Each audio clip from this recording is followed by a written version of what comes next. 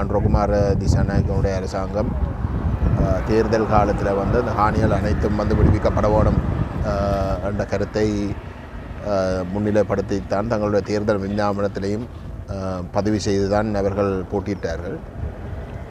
தேர்தலுக்கு பிற்பாடு யாழ்ப்பாணத்தில் நடைபெற்ற முதலாவது ஒருங்கிணைப்பு குழு கூட்டத்திலையும் ஜனாதிபதி யாழ்ப்பாணத்துக்கு வந்த பொழுது அந்த கூட்டத்தில் வந்து அறிவித்தவர் வந்து மக்களுடைய காணி மக்களுக்கு, இராணுவத்துக்கு வந்து அந்த காணிக்கும் எந்த விதத்திலையும் தொடர்பு இருக்க முடியாதென்றும், அது மட்டும் இல்லாமல் பாராளுமன்றத்தில் அரசாங்கத்துடைய முதலாவது வரவு செலவு திட்டம் விவாதிக்கப்பட்ட பொழுது இராணுவத்துடைய எண்ணிக்கையை வந்து 1 லட்சத்துக்கு குறைக்கப் போவதாகவும், அந்த வகையில் வந்து இராணுவம் இன்றைக்கு ஆக்கிரமித்து கொண்டு இருக்கக்கூடிய காணிகள், பொதுமக்களுடைய காணிகள் அனைத்தையும் விடுவிக்கிறது மெனோனிலையோடு தான் அரசாங்கம் இந்த முடிவுகள் அனைத்தையும் எடுக்கிறதாகவும் வந்து அறிவிச்சிருந்தது.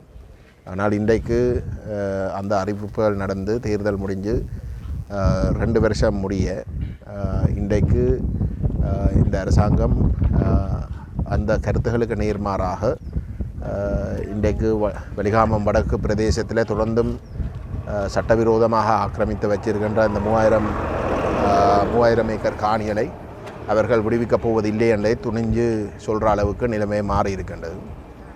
அதன் பிரகாரம்தான் எங்களுடைய மக்களும் தங்களுடைய சொந்த காணிகளுக்கு செல்வதற்கான இந்த போராட்டங்களை முன்னெடுக்க ஆரம்பித்திருக்கிறார்கள். எங்களை பொறுத்தவரையிலே மக்களுடைய போராட்டங்கள் முற்றிலும் நியாயமானவை.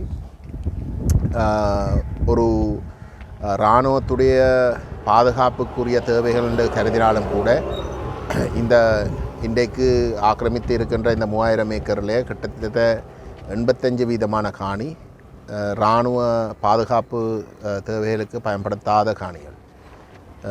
மாறாக வந்து விவசாயம் செய்து மக்களுடைய பொருளாதாரத்தை இன்னும் அழிப்பதற்கும் பலவீனப்படுத்துவதற்கும் பயன்படுத்துகின்ற காணிகள்.